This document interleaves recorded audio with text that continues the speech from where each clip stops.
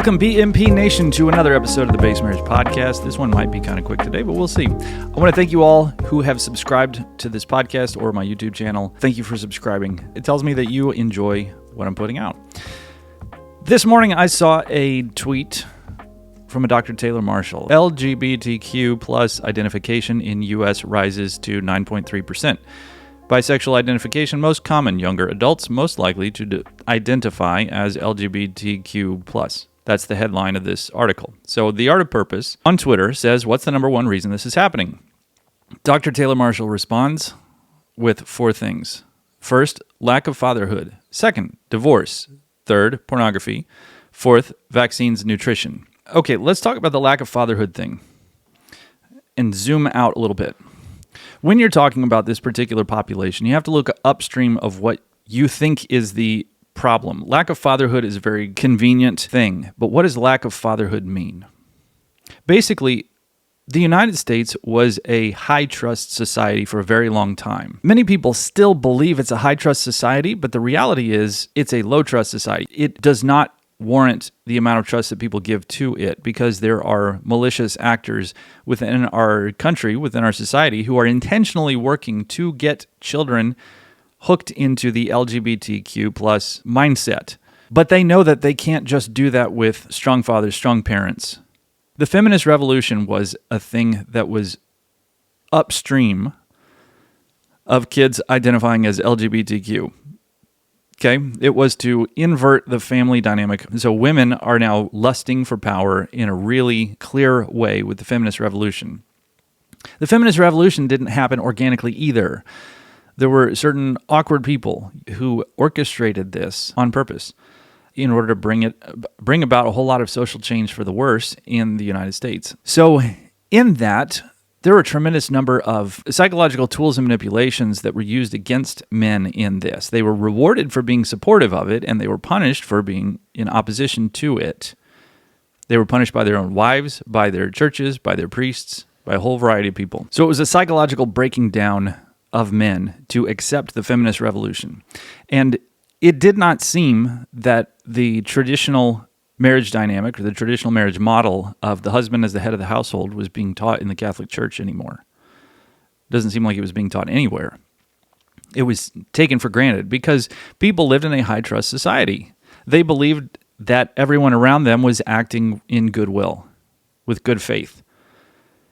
And that was not the case because there were people who were conniving, people who were maliciously engineering the destruction of that. So it was, you couldn't even call it naivete because they just didn't know that these people were trying to do this.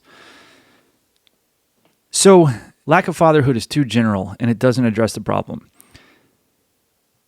There are many young people who have this situation, who identify as LGBTQ plus, who have fathers in the home, who have fathers who are trying to be good fathers. Most of them are engineers, ironically enough, or oddly enough. Most of them are engineers, so everything is on a logical and reasonable scale. They don't quite understand emotions, but they do what they can to try to connect with their kids. They just don't really know how to do it very well. But these are not, generally speaking, fathers who are just not at home, fathers who aren't interested. It's not a lack of fatherhood entirely. The other is that kids are given electronic devices. If your kid has electronic devices, they are likely going to places like Reddit or Discord servers where there are a whole bunch of strangers, and maybe some of their friends invited them to those forums or those servers, but you don't know who else is on there. And those people are answering the questions that you should be answering of your kid. But your kid's not going to tell you because it's easier to ask over text in an anonymous situation than it is to be known by your parents that you even have these questions. Because some of the questions, fair enough, are embarrassing. And if you have a history with your child of not engaging them on an emotional level when they ask you questions, or if you're upset about something, or they do something and you kind of let your emotions get in the middle of it, like you show that you're upset, you don't connect with their emotions first, your kid is going to be hesitant to ask you about things.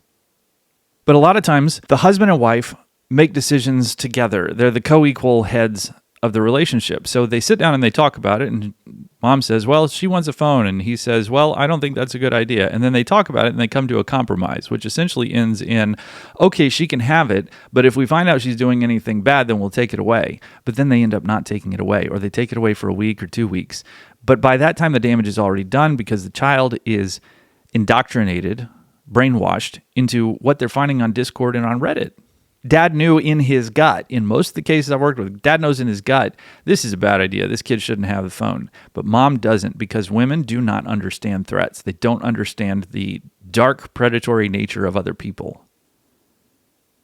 They trust too much when they shouldn't be trusting. Also, the situation in a lot of these, and this is why I created this podcast, the situation in a lot of these marriages is where mom's emotions are the center of the family. So if she has an emotion about something, she's going to voice it. She's going to display it. And oftentimes, it's against dad. She displays it against dad. And so he just goes, you know what? I will go to work all day, and then I come home, and I don't want to have to deal with that. So he capitulates. Of course he does, because he is browbeaten. He does not understand how to fix this problem. And he's also told, give her what she wants. Your job is to make her happy. So this is the culture. And this was intentionally programmed into the culture. It's in all the movies, all the TV, everything else, created by you-know-who do not share our Catholic values, our Catholic beliefs, our Catholic sense of morality, who are lacking grace, sanctifying grace. This is intentionally designed. Where did I write it the other day? So when we have a strong culture, we have a stronger gravitational pull. It's like when we have a strong culture, we're like one of the larger planets, Jupiter or something, that has a stronger gravitational pull. But when we are divided, we're more like dust, and dust has a very weak gravitational pull to it. And so we don't have the strength as dust that an entire planet does. We lack that strength. And so men don't understand what to do.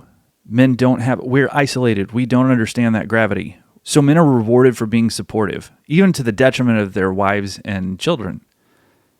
They think their job is supposed to be supportive. Whatever she wants, I'm going to be supportive of that. That makes me a good man. No, that does not make you a good man.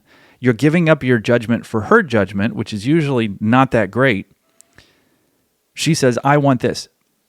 I'm going to get roasted for this. I always do. But this is a firm belief. Women don't know what they want, and they don't know what's good for them long term. Women will get into situations at work or at home, and they'll just keep trying to grind through it because they think that's what they're supposed to do. And you, the husband, from the outside can look at it and go, that's a bad idea. This is not okay. But you stay supportive because you're rewarded for being supportive. Television is programming. Movies are programming, meaning they are designed to program you. They're created as an instruction manual for how they want you to work in order to divide you and isolate you and make you weak. I haven't watched TV in 5-6 years. I can't even stand it anymore. But I haven't watched television in 5 or 6 years. I've watched a very rare amount of movies, so rare that when I watch a movie, I just see all of the different programming they put into those movies.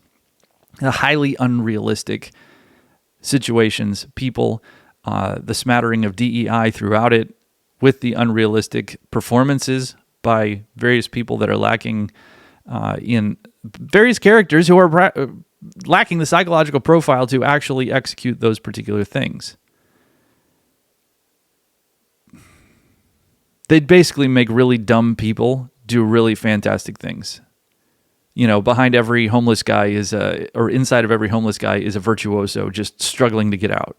No, that's not real. So lack of fatherhood. No, it is a browbeaten fatherhood who does not understand emotional connection, emotional empathy. He is trying. A lot of times he is trying, but he doesn't understand how to do that.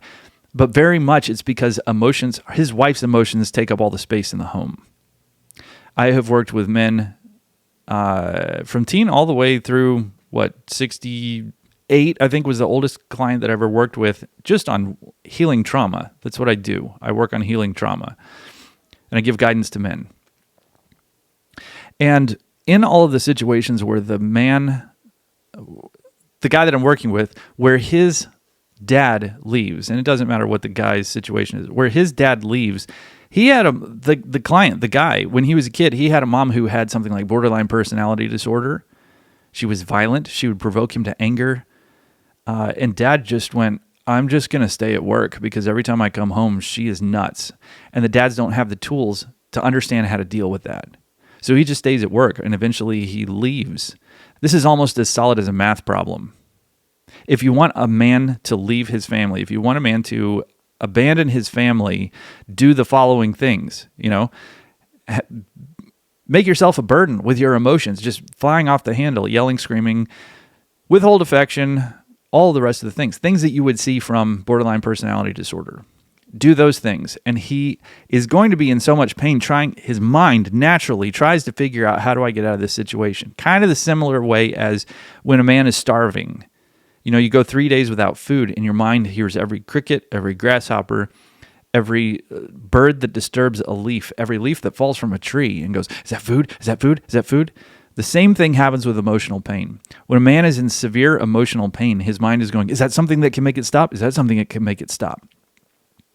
And so if there is another woman nearby who is showing any kind of care, any kind of sweetness, his mind says, yes, that will help me get past this emotion. That will help this suffering stop for right now. And there is a lot of suffering that a lot of men go through because their wives have things like borderline personality disorder or covert narcissism. And the covert narcissism is rampant. It's epidemic. It's all over the place.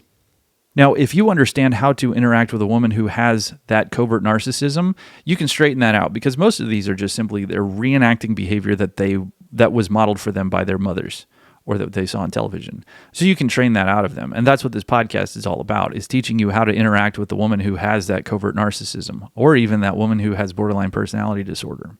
Anyways, his mind is reaching for, how do I make this suffering stop? So a lot of men turn to pornography, alcohol, they turn to other women.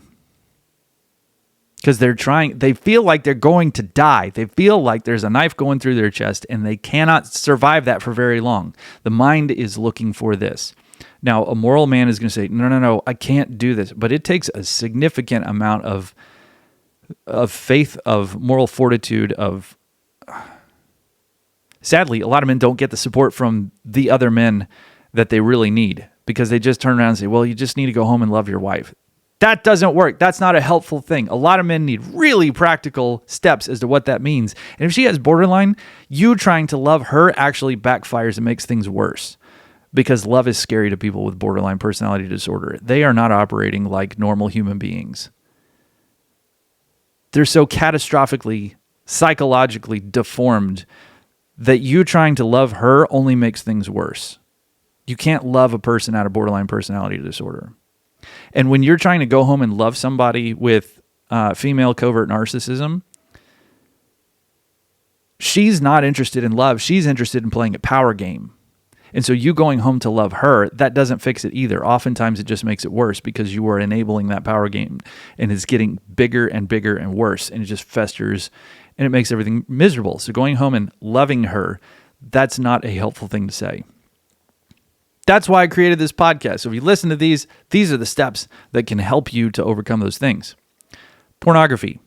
The pornography is secondary. Nearly every single time you got to look upstream. Nearly every single time it's the overbearing mom that drives the father away and poisons the son against the father, poisons the son against masculinity. She takes on the son almost like it's her husband. So lack of fatherhood, divorce, pornography, vaccines, nutrition. Maybe the vaccines, nutrition, but if it's vaccines and nutrition, then how come people are able to come out of it without changing the diet and without reversing their vaccines? 90% of these cases resolve within 12 years without any intervention at all. So if it's vaccines and nutrition, it can't be that all of those 90% are changing their nutrition for the better and they're not undoing the vaccines. So I have a hard time believing that it's vaccines and nutrition. The pornography situation, that seems to be secondary. It's the kids that are in the situation. It's shocking. A lot of times, and I'll give you this, in terms of the lack of fatherhood, at least back in the 60s, 70s, and 80s, a lot of kids saw their dad's stash under the bed. He found dad's stash. And a lot of that stuff, dads, you shouldn't have that stash at all, period, full stop.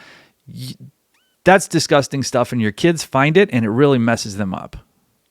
So if you have a stash under your bed, you have movies, if you have any of that stuff, or it's on your computer or your phone, you got to get rid of that stuff. But here's the deal. You didn't get into this on your own. There are people intentionally targeting you to try to get you to use this stuff. They're also trying to get your child to use this stuff. These people are the same people I talked about earlier. This is an intentional destruction of our culture and our identity. It's a destruction of our morality, and it's an intentional demoralization of this population. This is targeted. You didn't get into this stuff on your own. There are people who are actively doing this, and it behooves all Christian men and women, all Christians, to recognize that you are being preyed upon. You're being targeted, that your children are being targeted to use this material, to get this material into their hands. They're being intentionally targeted. And whenever politicians and law enforcement do anything to try to stop it, they get sued by these people because they like to claim that it's a constitutional right. It is not a constitutional right. We can go down that another day. Anyways, lack of fatherhood, look upstream from the lack of fatherhood. It is the overbearing mother whose emotions are the center of the family, the center of home life. And the men don't know what to do about it. That's 99% of the cases. So listen to this show, and I will teach you how to properly exercise that fatherhood so that the overbearing mom is no longer so overbearing. The overbearing wife is not so overbearing. So you can stop playing the game that enables her to continue being overbearing. So you can save your family. So you can change the trajectory of your family. So you don't end up in divorce, which 80% of divorces are filed by women. And it seems to be because it's encouraged on social media. So the women see they're in a bad spot. They watch social media, TikTok, Instagram, whatever. And there are other women on there talking about, you just need to divorce him. You just need to divorce him. And then there are those effeminate men who are repeating the same thing. And the women go, oh, okay, I'll just divorce him. And then they divorce and end up miserable. They've completely destroyed their families. So overbearing mom, emotional mom, mom who is emotionally immature, wife who is emotionally immature. And not just a little bit, like a lot. And it's epidemic. This is epidemic, even in traditional communities across the country, even in Catholic communities, non-traditional communities, Novus Ordo communities, Protestantism. Emotional immaturity is rampant. Female covert narcissism is rampant. And this is the only place you're going to get actual, practical steps and how to overcome those things so you can take your family back, change the trajectory of your family, keep your sons from being simps, keep your daughters from being complete nut jobs against their husbands. All right. Thank you for watching. I got to run. I hope y'all have a fantastic day. Thank you for subscribing and for liking my videos. It's good feedback. It helps me know what you want to watch, what you want to listen to. All right. Take care. God bless. Goodbye.